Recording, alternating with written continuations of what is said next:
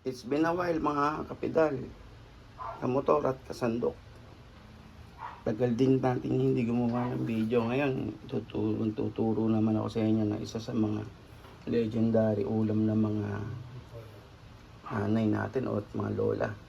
Gagawa tayo ng old school mechado. Mechado na naglalangis at sa kamatis. Sarap nun.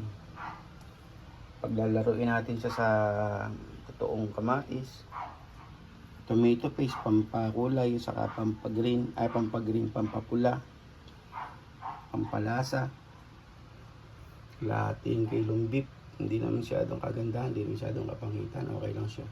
Sa Philippine style soy sauce. Siyempre gagamitin natin yung armaments natin na pressure cooker. Tara, luto tayo.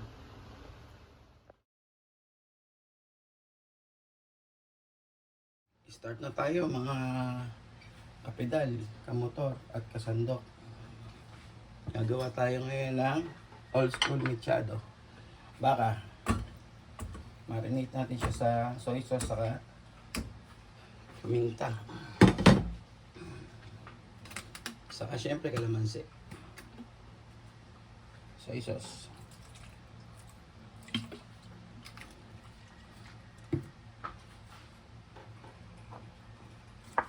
Kalamansi.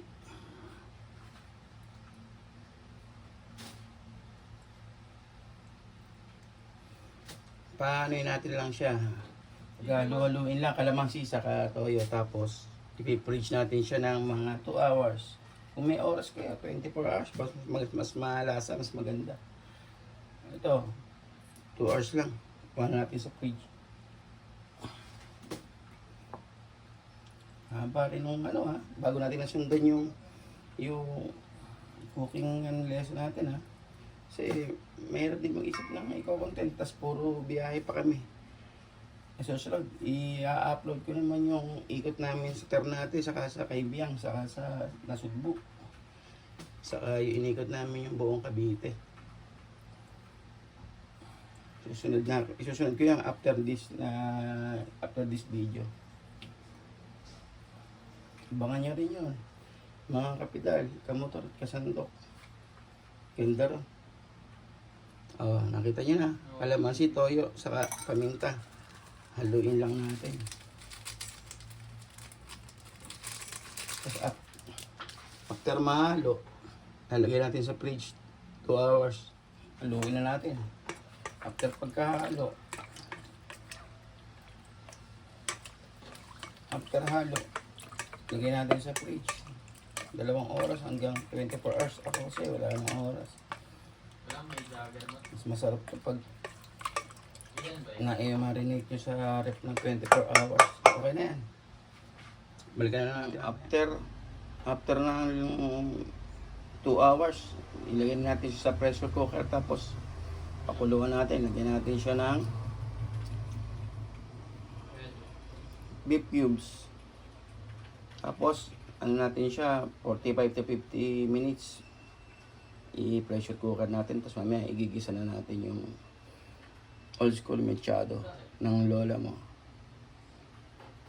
Waiting na lang tayo mga kapidal, kamotor at kasandok. 45 to 50 minutes, tapos igigisa na natin. Ito yung mga ingredients natin, full ingredients natin. Sweet tomatoes, laurel leaves, siling labuyo, bell pepper, pulang sibuya. Hinintay natin yung bawang ayam natin, yung baka natin, 45 minutes. At mga pampalasa. Hindi na lang. After ng 45 to 50 minutes, gisa na natin yung gawin natin beef mechado.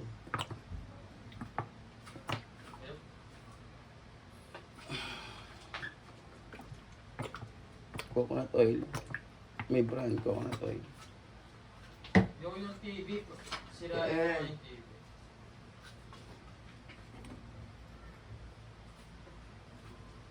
Bawang.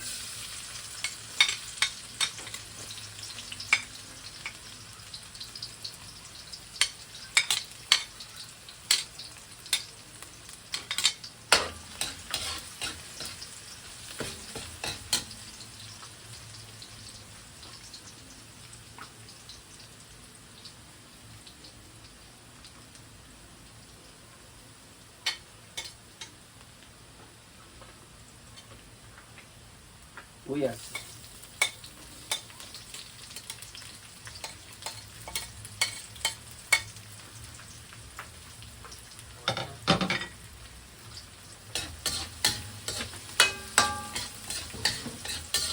Hintayin lang natin mag-translucent para ating lalagay yung kamatis at bell pepper. Hindi natin yung sili. Pag nag-translucent, nakikita niya na yung sibuyas. Brown na yung bawang.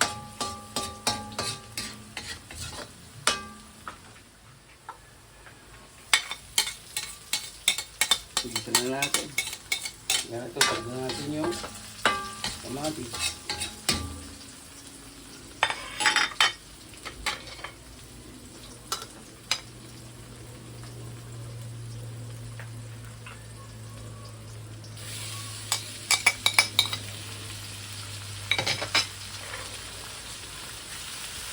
Dito na papasok yung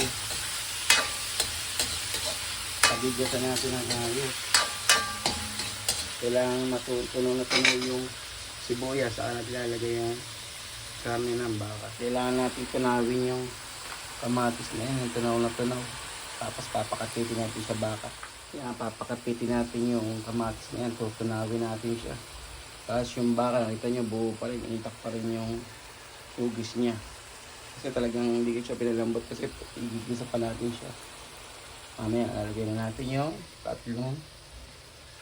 tatlong pampalasa.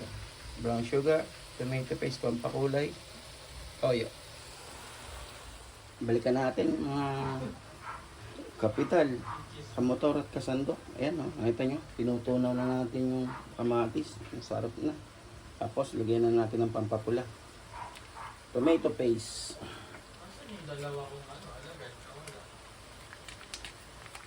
Tapos mamaya kung maasim, lagyan natin siya ng broth na kanina yung pinagpakuluan. Tapos yung sugar, kahit konting sugar.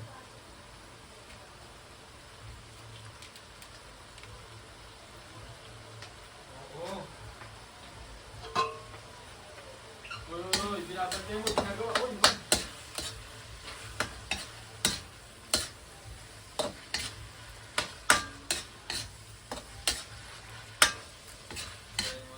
Dali na natin.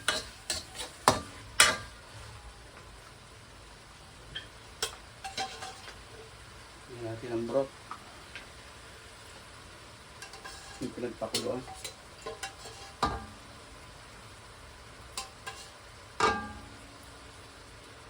Tapos tingnan na lang natin yung tamis sa kayo alat.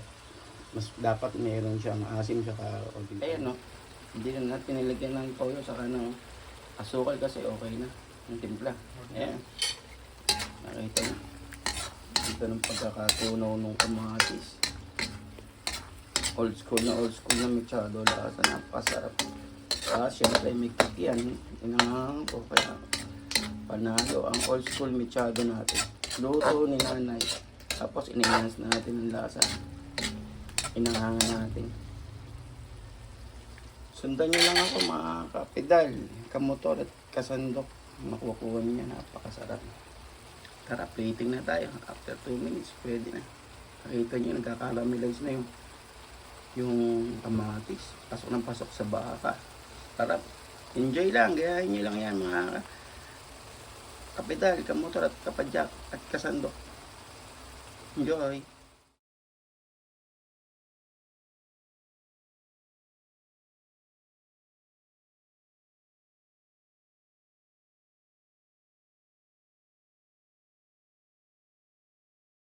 Ito na, finished product natin mga kapidal, kamotor at kasandok. Old school, mechado. Luto ng lola mo, saka ng nanay mo. Ano lang, tunawin nyo lang mabuti yung kamatis. Tapos palambutin nyo yung baka. Tapos yung toyo, alalay lang. Napakasarap. Try nyo mga kapidal, kamotor at kasandok. Enjoy lang ha, sundan nyo lang yung ginawa ko. Ang dami pa. Salamat nga pala sa mga nanood yung nanood ng 4 na menu kong niluto nung birthday ko. Okay. Naka 1,800 views. Salamat sa inyo, lalo na yung mga silent viewers. konti na lang. Inaasam natin. Salamat sa inyo. Enjoy sa panonood.